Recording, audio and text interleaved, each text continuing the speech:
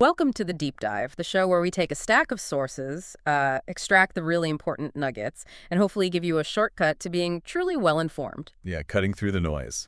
Exactly. Today, we're plunging into a question. It sounds simple, but it's so fundamental, so potentially transformative, it could actually redefine your entire professional journey. Mm-hmm.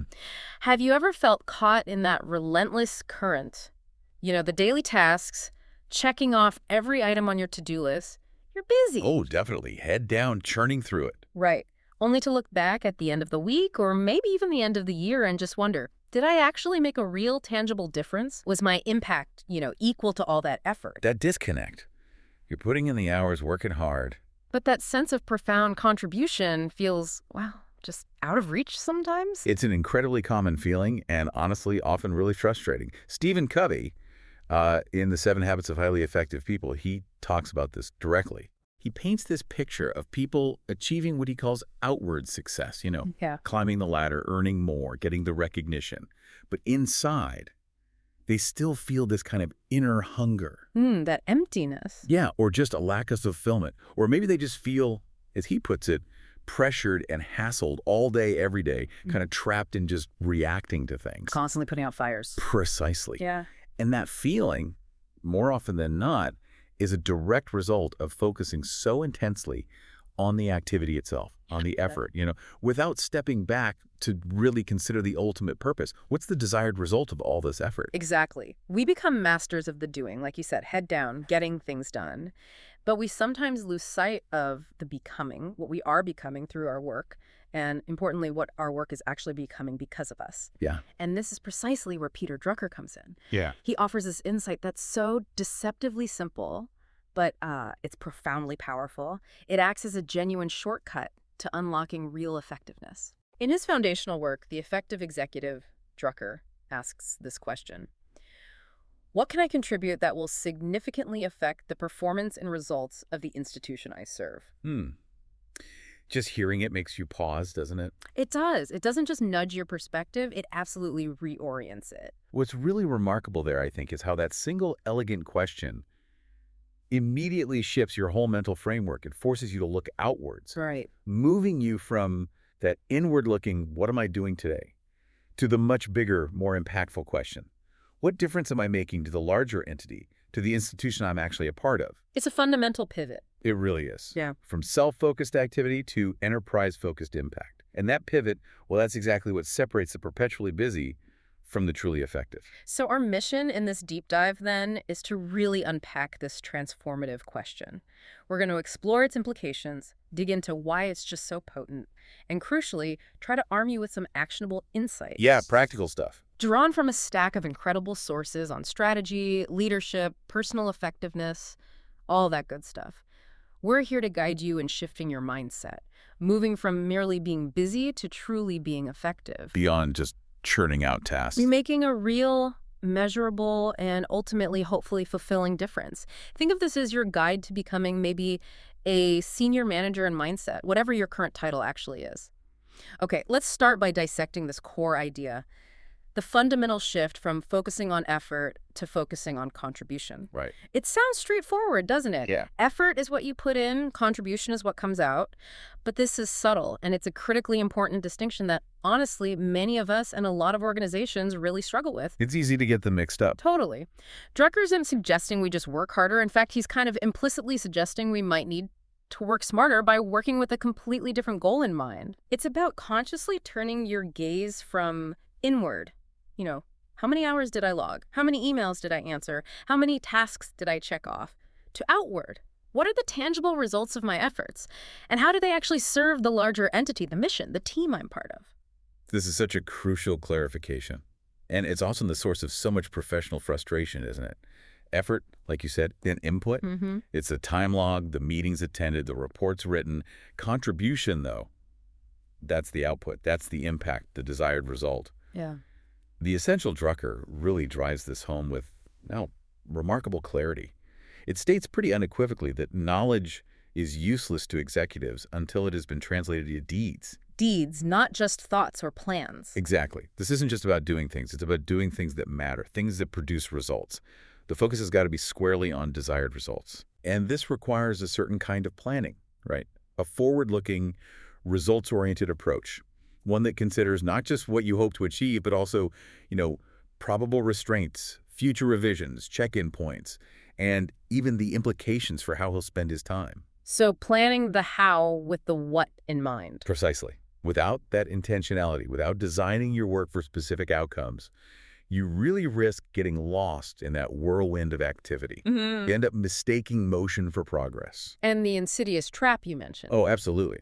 The trap is that visible effort is often easier to measure, isn't it? So unfortunately, it often gets rewarded more readily than those maybe less visible, but higher leverage activities that truly drive contribution. Yeah, looking busy versus being effective. It requires a real conscious recalibration of what success actually looks like for you and for the organization. That's a really powerful point about the trap of rewarding effort. It's often a systemic challenge, isn't it? It really is.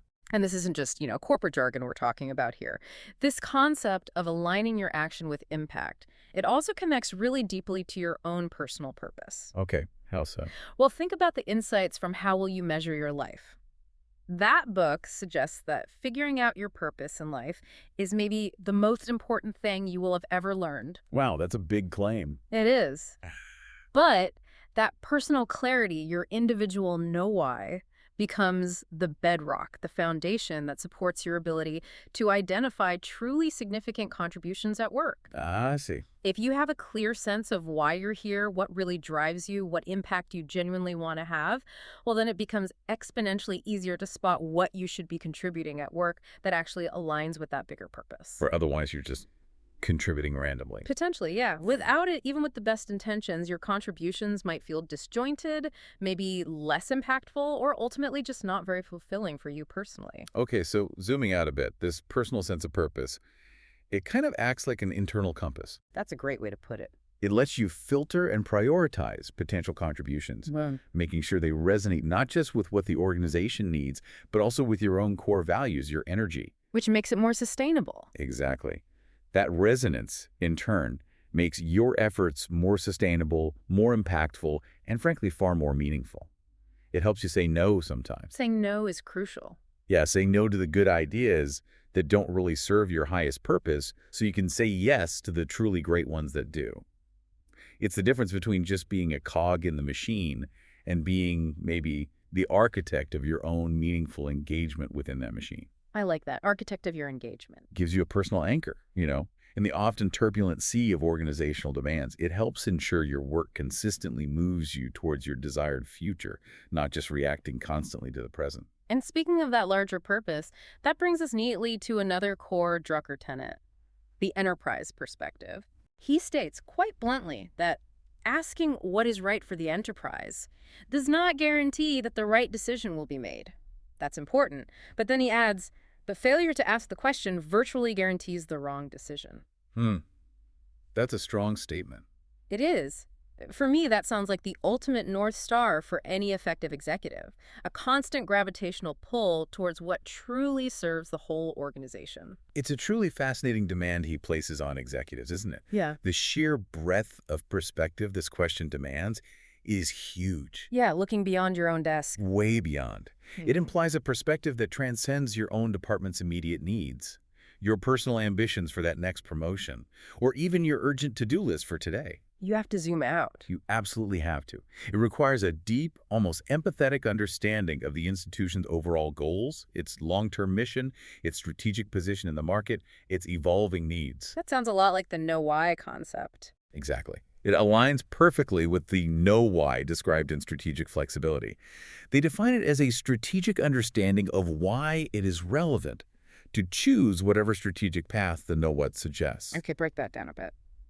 So it's not just about knowing what to do, the tactics, the product features, the next marketing campaign. It's about deeply understanding why that particular action, that specific strategic path, is the most relevant and beneficial for the greater strategic objective of the whole enterprise. Right.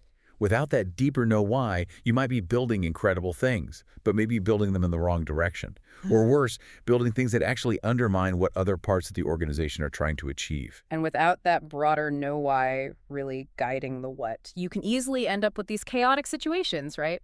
where individual goals or departmental goals could completely override the greater good. Silo thinking. Exactly. Think of the tyranny of the most verbose that's discussed in Radical Candor.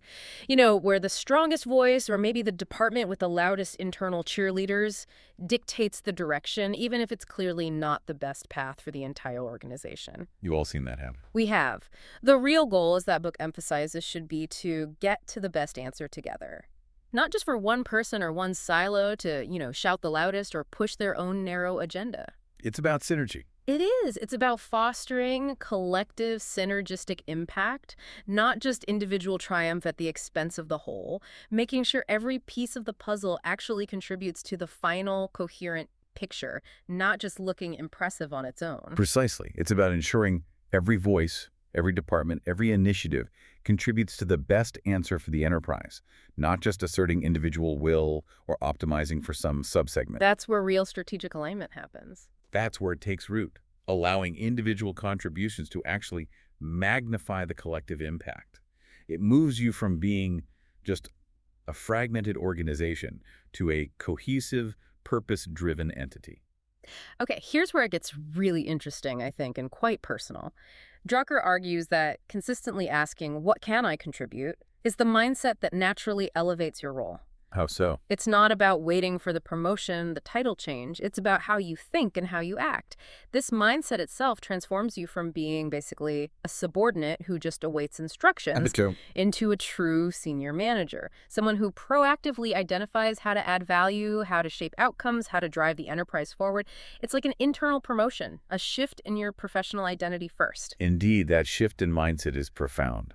The essential Drucker elaborates on this, making a really critical distinction. It says, it is therefore inappropriate to speak of managers as leaders.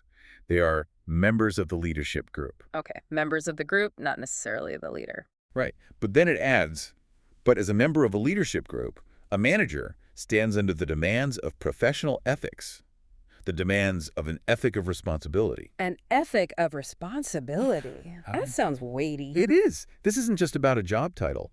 It signifies moving beyond simply managing up, focusing only on what your boss expects, to truly influencing the direction and the performance of the entire organization. Taking broader ownership. Exactly. Adopting a broader sense of duty, a willingness to take ownership beyond just your immediate job description. Managing your boss emphasizes this too, detailing the need to actually communicate your own expectations to the boss, find out if they are realistic, and influence the boss to accept the ones that are important to you. That sounds a bit like manipulation, though. Not necessarily. It's not about manipulation. It's framed as a mature, proactive alignment, aligning your potential contributions with your boss's needs and through them with the organization's bigger goals. So becoming a partner. Yes. A proactive partner in shared success, someone who sees the bigger picture and actively seeks to shape it, rather than just executing a small piece of it.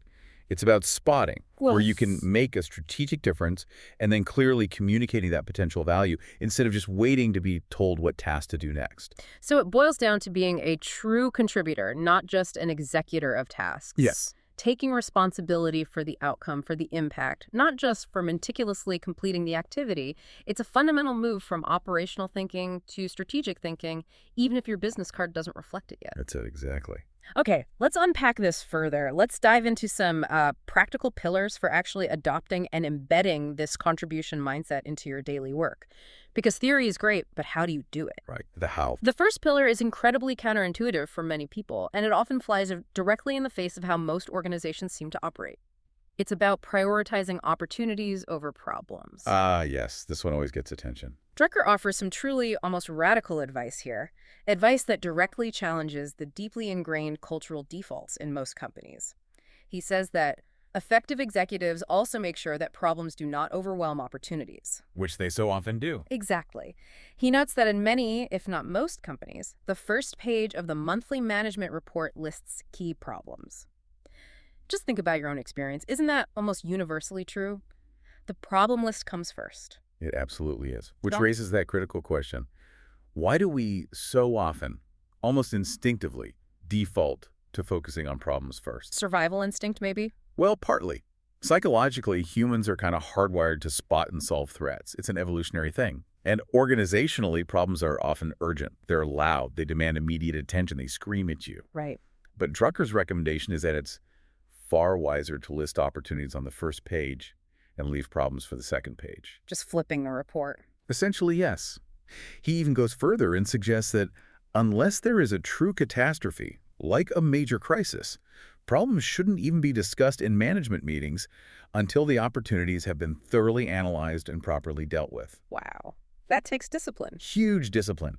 This isn't about ignoring problems, let's be clear. It's about strategically reallocating your most precious resource, attention. Leadership, attention, and energy. Okay. This proactive, growth-oriented approach is designed to ensure that the organization's most valuable resources, its leadership's time, its capital, its best talent, are directed primarily towards advancement, innovation, expansion.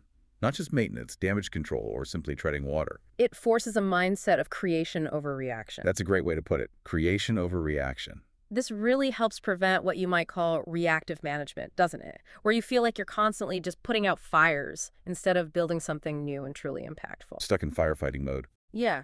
It's about ensuring that leaders are always looking forward, scanning the horizon for new avenues for institutional success, rather than being perpetually dragged down by whatever the immediate crisis of the day is. It's about being strategic in the most fundamental sense. We see this principle echoed powerfully in methodologies like the lean startup, right? Which emphasizes systematically figuring out the right things to build. That constant exploration, validation, seizing new opportunities, rather than just endlessly optimizing existing flaws or fixing what's broken. It's about designing for growth. Yeah, designing for growth and new value creation as the default setting. Absolutely. This strategic emphasis ensures the organization is dynamically evolving, not just reacting passively to market pressures or internal glitches. It's about building a muscle, really, for proactive innovation. But it requires, as you said, significant discipline. Oh, absolutely, because problems scream for attention, while opportunities often just whisper. You have to actively cultivate the listening required for those whispers. Create space for them. Yeah. It means creating a culture where it's okay, even expected, to sometimes set aside the immediate problem solving, to dedicate serious, uninterrupted thought to what new value can actually be created. Okay, pillar 2. Our second pillar for effective contribution is all about decisive decision-making and clear accountability. Crucial. It's just not enough to have brilliant ideas or spot promising opportunities, right? You need to translate them into action, ensure they actually happen, and critically, ensure someone is clearly responsible for the outcome. Otherwise, they just evaporate. Exactly. Because without accountability, even the best intentions often remain just that, intentions, good ideas that go nowhere. What's truly illuminating here, I think, is how Drucker meticulously breaks down the responsibility that comes with decision-making. Okay. From what makes an effective executive, we learn to take responsibility for decisions. But more than that, ensure that each decision specifies who's accountable for carrying it out, Right. when it must be implemented, who'll be affected by it, and who must be informed. That's very specific, like a checklist for decisions. Almost, yeah. This isn't just about assigning blame later or doling out credit. It's about establishing a crystal clear chain, a link from the strategic decision to the concrete action, and then building in mechanisms to ensure that the impact is diligently monitored. This fosters true ownership throughout the process, and vitally, it allows for the correction of poor decisions before they escalate and cause significant systemic damage. Catching mistakes early. Right. Regularly reviewing decisions, especially critical ones like hires and promotions, is part of this essential monitoring loop. It allows for continuous learning and adaptation for the individual and the organization. And it gets even deeper, more nuanced, doesn't it? Drucker also champions the importance of deliberately organizing disagreement. Ah, yes. Not avoiding conflict, but structuring it. Exactly. This isn't about fostering conflict just for conflict's sake, but about actively and systematically seeking out diverse perspectives. Why? He argues that this approach protects him, the executive, against being taken in by the plausible but false or incomplete. Interesting. Protection against groupthink. Essentially, it forces imagination, encourages alternative viewpoints, and ultimately leads to better, more robust, more thoroughly vetted decisions. This is a world away from what we often see in organizations, right? Yeah, the tendency to just avoid disagreement. Or to engage in that superficial poking holes in each other's ideas, like Hit Refresh describes. Where the shift needed was toward a more constructive culture of experimentation and building upon ideas, not just shooting them down. So Drucker says we should actively design disagreement into our decision process. That's the implication, yeah. That raises a really important question about how we view and utilize dissent constructively. Organizing disagreement means actively cultivating an environment where challenging assumptions isn't just tolerated, but it's actively encouraged and even structured. Requires intellectual honesty. Absolutely. It's about intellectual honesty. It might mean bringing in a devil's advocate deliberately, not to obstruct progress, but to illuminate potential blind spots and ultimately strengthen the final decision. Testing the idea. Yeah, ensuring decisions are tested against a variety of viewpoints, against different interpretations of the data, against alternative scenarios before they're finalized. This leads to far more resilient and impactful outcomes. But the skill lies in making it productive, right? Absolutely. The skill lies in ensuring this disagreement is productive, not personal, focused on the problem, not the person. And that demands a culture of psychological safety where individuals feel empowered to speak up, to challenge without fear of retribution. That's a true hallmark of an effective, contributing organization. Okay, our third pillar for effective contribution. This one is all about communication and building relationships. Can't contribute in a vacuum. Exactly. You can have the most brilliant ideas in the world, you can spot the most promising opportunities, but if you can't communicate those insights effectively and build the necessary alliances to champion them, well, they'll often just wither and die on the vine. Ideas need advocates. They do. Drucker stresses that this isn't just about sharing information, it's about ensuring your message is actually received, understood, and most critically, acted upon. It's about the whole communication loop. To contribute effectively, you really need a finely tuned understanding of communication dynamics. It's a critical leadership competency, isn't it? Absolutely. What makes an effective executive highlights this, advising us to get input from superiors, subordinates, and peers on your action plans. And also, let each know what information you need to get the job done. And critically, pay equal attention to peers' and superiors' information needs. So it's very much a two-way street. Fundamentally, it's about two-way communication and, crucially, adapting your style and your medium to your audience. You can't just communicate the way you like to communicate. Tell me more about that. Well, for instance, managing your boss gives clear, practical examples. If your boss is primarily a listener, you'd brief them in person first, allow for dialogue back and forth, then maybe follow up with a concise memo for their records. Conversely, if they're more of a reader, you might provide the detailed memo or report first. Let them absorb the information at their own pace before you engage in a discussion. Tailoring the approach. Exactly. And understanding their decision-making style. Do they prefer high involvement, lots of data, or do they tend to delegate and just want the high-level summary? That's also absolutely crucial to ensure your potential contributions land effectively and get the attention they deserve. It's not just about being heard. No, it's about being understood and ultimately influential. So it really is about being a bit of a communication chameleon, isn't it? Adapting your approach to what the other person needs to hear and how they best process information rather than just delivering it in your own preferred style. That's a good way to put it, a communication chameleon. And a huge part of effective communication, often underestimated, I think, especially when you're trying to influence and contribute meaningfully, it just comes down to building trust. Trust. The foundation. Yes. Stephen Covey's brilliant concept of an emotional bank account from the 7 Habits immediately springs to mind here. Explain that a bit. He says, if I make deposits into an emotional bank account with you, through courtesy, kindness, honesty, and keeping my commitments to you, I build up a reserve.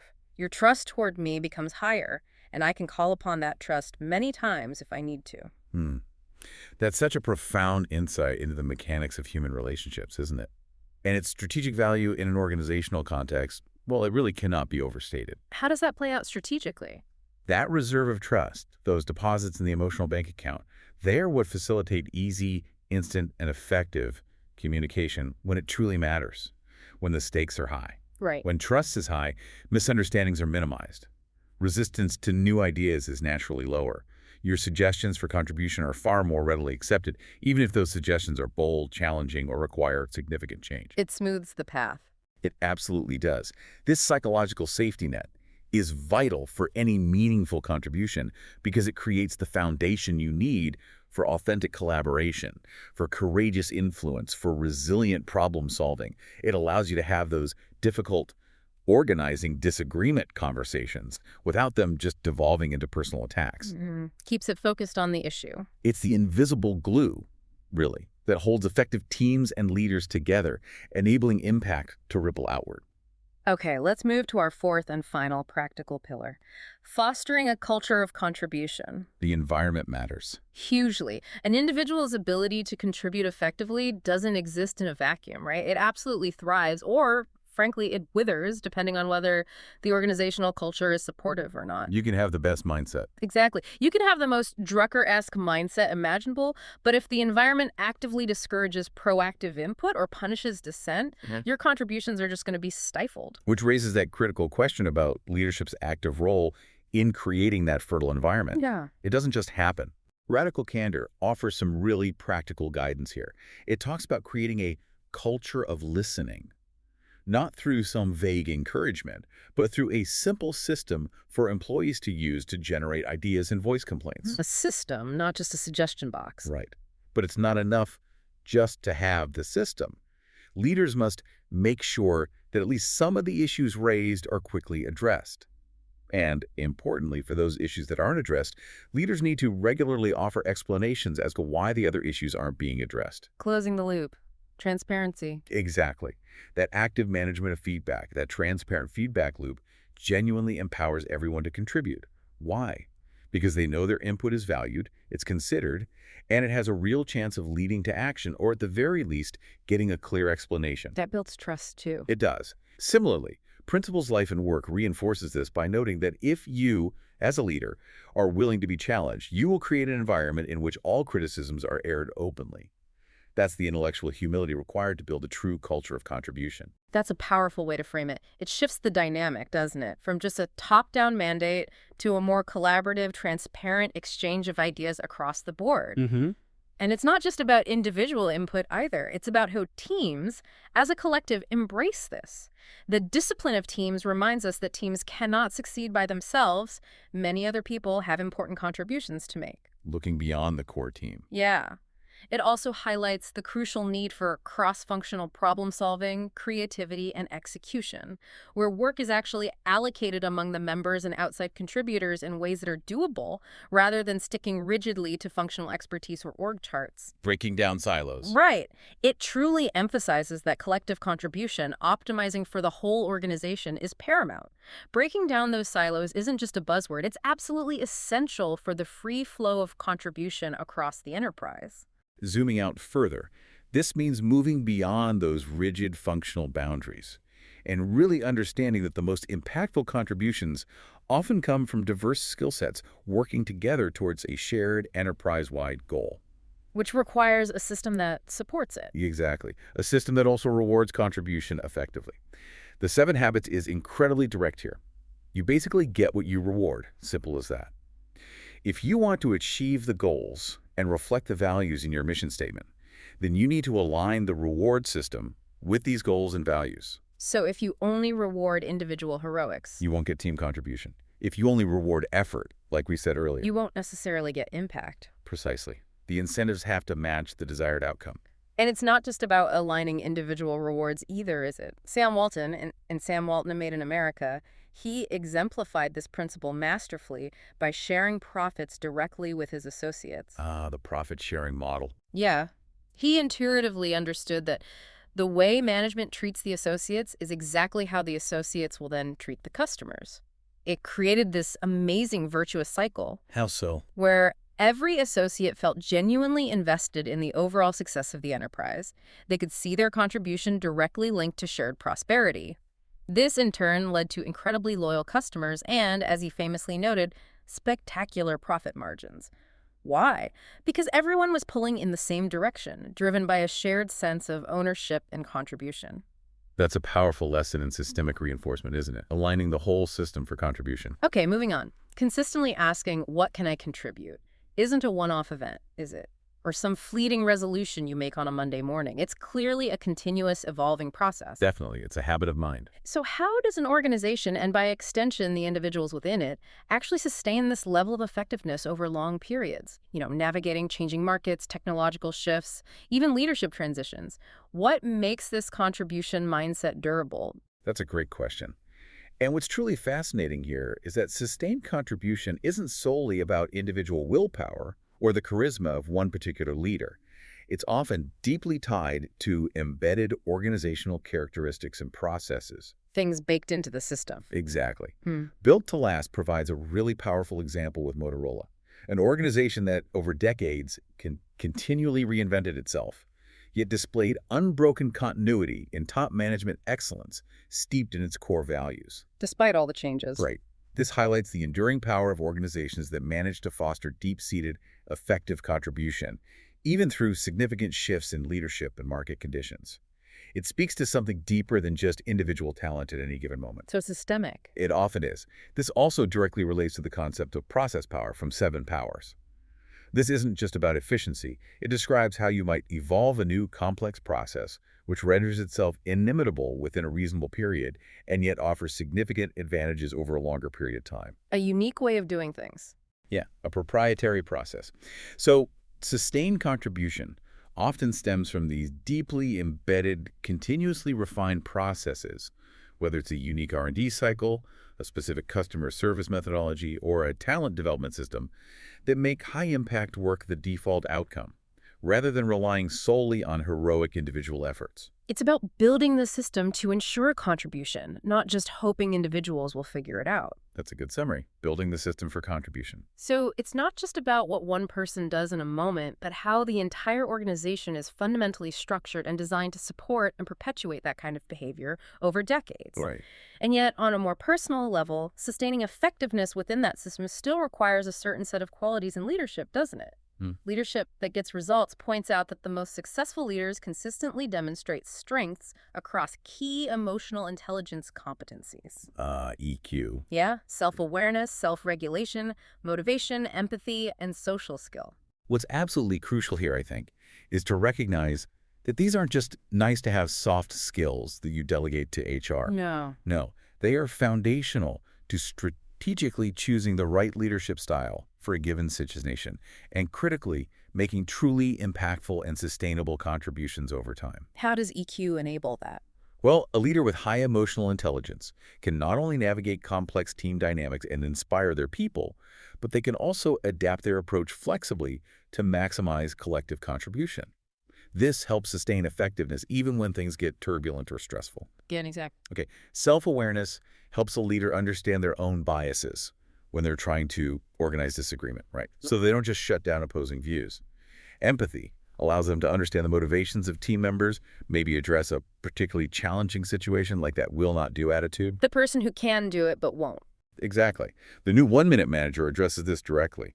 If someone has learned something and has shown they can do it, but they have a won't-do attitude, it forces you to evaluate the cost to the organization and decide whether keeping that person on the team is even viable. Tough call. It is. Yeah. But a high EQ leader can try to diagnose the root cause of the won't do. Is it lack of motivation? Are they feeling undervalued? Is it simply a mismatch of skills or interests? And then they can decide how to address it constructively. It underscores that willingness to contribute, often cultivated through emotional intelligence, is pretty much non-negotiable for sustained organizational effectiveness. That really raises a fundamental point about the commitment required for true contribution, doesn't it? It's not just about capability, it's also about the attitude, the disposition, the sheer willingness to engage. Absolutely. The will is as important as the skill. And this leads us very naturally to the ethical dimension of contribution.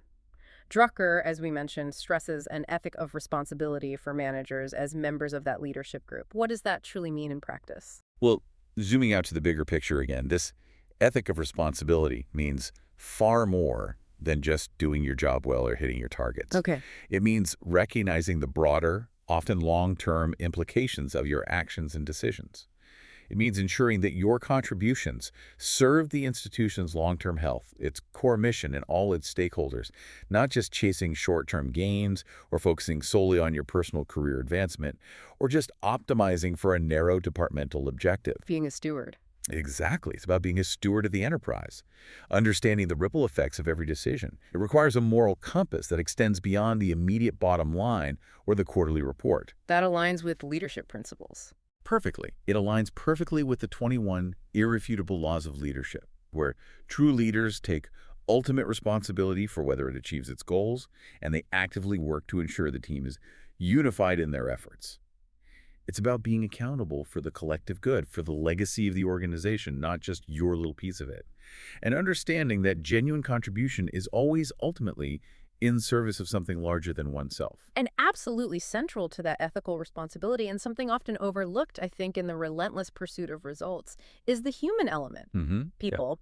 The Seven Habits powerfully reminds us that the principle that people are more important than things should always guide effective management. Always. A crucial reminder. It prevents that narrow, transactional, or purely utilitarian view of contribution.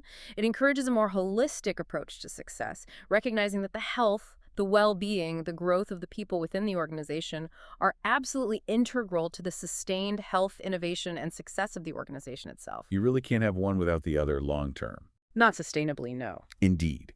It's about cultivating relationships and nurturing the very individuals who create the value, rather than just focusing solely on the deliverables, the widgets, or the eggs themselves, as Covey would put it. Focusing on the goose that lays the golden eggs. Exactly. Recognizing that the human capital, the people, are the ultimate source of all sustainable contribution. Okay, finally, let's just tie this all back to personal effectiveness as the foundation, because even the grandest, most impactful organizational contributions, they ultimately start with individual effectiveness, don't they? It'd have to. You can't consistently pour from an empty cup or, fill a bucket that has a hole in it. Your personal discipline, your intentionality, that's the bedrock. Absolutely. And deep work offers some really practical, almost architectural strategies for individual effectiveness that directly feed into greater organizational contribution. Like what? For instance, the book advocates utilizing task blocks generously throughout the day. This isn't just basic time management. It's really about attention management. By intentionally scheduling blocks for deep, focused work and dedicating other specific blocks for managing the inevitable surprises and reactive tasks, you ensure smoother operations overall. And crucially, you enhance your own ability to contribute consistently and strategically, rather than being constantly derailed by incoming noise. Protecting your focus. Yes. Furthermore, deep work notes something quite simple but profound. A little more care in crafting the message by the sender could reduce the overall time spent by all parties by a significant fraction. Thinking before you hit send. Basically, yeah. It underscores how individual attention to detail, thoughtfulness in communication, proactive clarity, these things directly contribute to collective efficiency and impact. It's about respecting others' time and attention by being precise and clear with your own. It all connects. It really does. This all ties back beautifully to Covey's idea of managing yourself effectively, where the primary focus is on relationships and results and a secondary focus on time, using a compass of principles to guide you, rather than just a rigid roadmap or to-do list. Principles over tasks. It's about aligning your daily actions with your deepest values and priorities, making every effort count towards meaningful, authentic contribution, knowing that those small, disciplined actions ripple outward to create massive collective impact over time. So personal discipline, intentionality, respect for others' time, these aren't just for your own benefit. They are directly transferable skills that radiate outward, making the entire institution more effective and more capable of achieving its grandest ambitions. Well said. It starts with the individual. Hashtag tag outro. So we've taken quite a deep dive today into one of Peter Drucker's most powerful, yet, as we said, deceptively simple insights, that profound question: what can I contribute that will significantly affect the performance and results of the institution I serve? Sticks with you. It does. And we've explored how this isn't really a question you answer once and then, file away neatly. It's a constant guiding principle, a North Star that, when you apply it consistently, really reshapes your entire professional trajectory and the very nature of your impact. By consciously embracing this outward-looking, results-oriented mindset, you really initiate a profound transformation. It changes how you view your role, your responsibilities, your potential. Yeah. You start to move beyond being perhaps a subordinate, simply executing tasks, to becoming a vital, influential senior manager or leader within your organization. In mindset, at least, a true architect of value, driving tangible impact and measurable results. It fosters that proactive, strategic approach. Focused not on sheer busyness, but on making a real, meaningful difference. This really is, I think, the secret to unlocking your effectiveness and truly owning your professional journey. And here's a final provocative thought for you to chew on, something maybe to carry with you long after this deep dive concludes. Okay. If, as how will you measure your life so profoundly suggests, figuring out your purpose in life is indeed the most important thing you will ever learn, then how might consistently asking, what can I contribute, not just redefine your professional success, Yeah. but also fundamentally reshape the legacy of your purpose, both at work and maybe far beyond?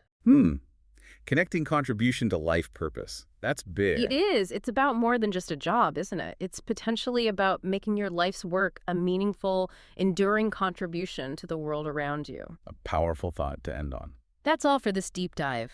We truly hope this conversation helps you look at your work, your role, and your potential with perhaps fresh eyes and renewed purpose. Yeah. Hope it sparks some ideas. Until next time, stay curious, stay informed, and keep making that impact.